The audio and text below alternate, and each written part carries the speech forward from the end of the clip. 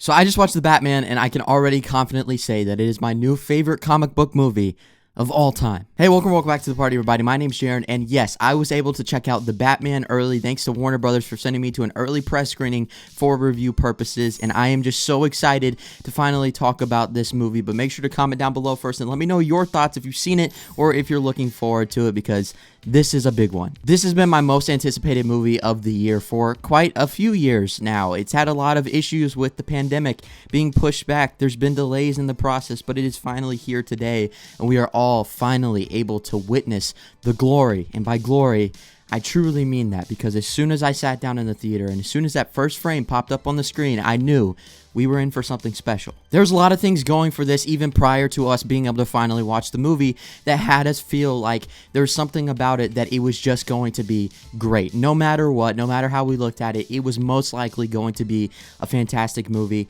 From Matt Reeves being so passionate about the material, but also being behind the camera and the script and the editing of the movie. Someone who has brought us movies like Cloverfield, like the Dawn and War for the Planet of the Apes. Someone who knows how to craft characters in such a realistic fashion and bring out such depth in characters that otherwise would not be explored so heavily. You've got Robert Pattinson, who over the past few years has been making such a strong case for why he is one of the best actors working today, and even though there is a train of people who still don't want to support him because of his time and his phase in the Twilight saga, he has still proven time and time again that he is worthy of the spotlight and worthy of our attention.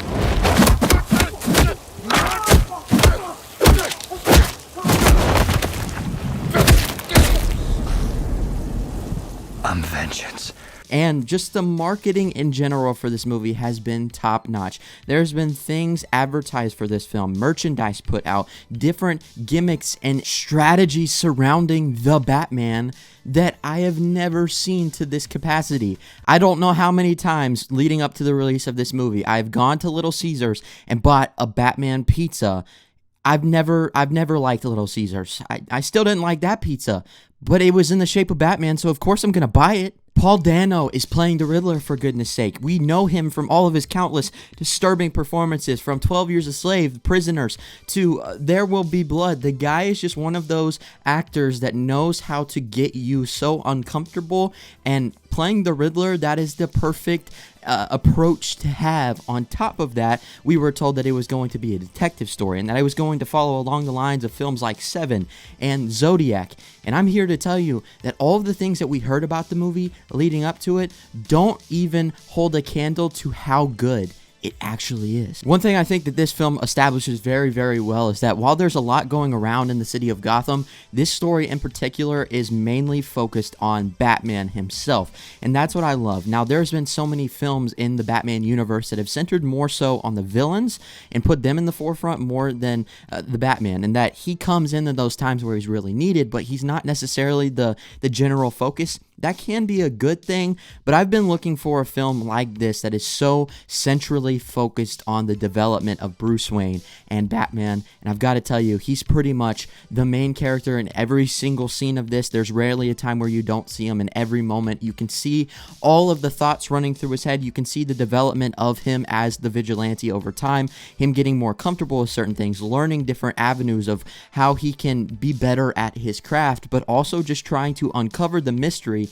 that is established from the very beginning. Yes, I said mystery, and that's because this is a detective story. That was a very accurate depiction of what this film is, and it takes so many different inspirations and ideas from all these other films that it was claimed to be inspired by, but still it remains wholly original. And the entire time I was sitting there feeling like, okay, here's where I think they'll go. Let's see if they do that. They almost never went the way that I thought it would go, and that's what I love. That's why I was so relieved, because Matt Reeves was so set on telling a specific story. He had this entire thing mapped out on his head, and it was executed perfectly, to the point where multiple times throughout this, I was completely shocked, in awe, totally distraught at a decision that was made in a direction they decided to take things instead of what I thought it was actually going to be. And I was never disappointed with the outcome either. It was actually refreshing that the filmmakers trust the audience enough to follow along on the story that they're telling, not just to cater to us and give us what we would expect. It calls for you to dig a little deeper. It calls for you to think, and you're almost in the passenger seat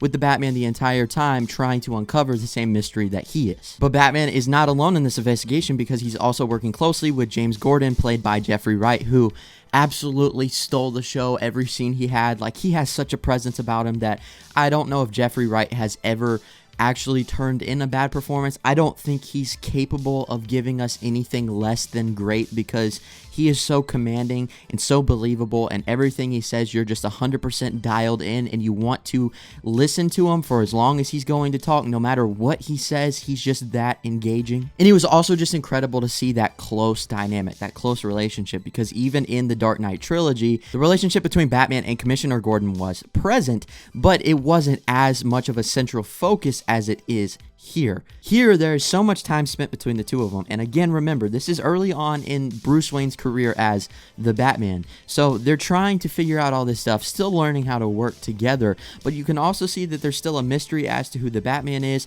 Everyone in the police department is still not 100% comfortable with him working side by side with Gordon. There's just so many interesting dynamics there that I love that they were so adamant about exploring deeper. And of course, we've talked about the Bat, but we gotta talk about the Cat. Zoe Kravitz has easily given us the best performance of Catwoman that we have ever seen. She's not just a petty thief. She's not just someone who fell out of a window and got licked by cats and was somehow given these supernatural powers. I am Catwoman. Hear me roar. She's someone who has a purpose. She's driven by something. She is also trying to uncover a mystery herself, and so it makes it more obvious why her and Batman would team up, and they have a very interesting dynamic that goes in directions that are quite fun to explore, and I hope to see more of her in the future of this universe if that happens. But everything with her is so layered, and it's always more than what meets the eye with her character, which is what I really, really appreciated. I've never seen this much depth given to the character of Catwoman, at least in the live action adaptations of her character. Colin Farrell is also just unrecognizable as the Penguin. We noticed that from all the promotional material, every trailer we got. He's just been completely transformed into someone unlike himself whatsoever. You look at him, and no matter how long you stare into his eyes, you can just not tell that he is the same person. But he gives such a commanding performance, and his take on the Penguin is so much more grounded, realistic, but disturbing at the same time. I just can't wait for people to see what direction they take his character. And Paul Dano as the Riddler is the real deal. He is arguably the best villain performance that we have ever gotten in a comic book movie. Yes, even over Heath Ledger. There's something just so disturbingly real about him, and the way that his character actually is motivated feels like something that could happen today. That's something about this story that I really appreciate. It's all grounded, it's all realistic. It doesn't have any supernatural elements to it to take away from the realism, to take you out of the world, make you feel less invested or less present. No, it feels extremely, extremely real, and that can be extremely terrifying as well. He has so many subtle quirks and things about him and his personality and the way that he goes about executing his mission that is so disturbing. In a few moments, I actually jumped out of my seat. I'll just say that. I'll keep it there. It's got elements of Zodiac, of Seven, of all the serial killers that you would ever think of from the scariest movie you've ever seen.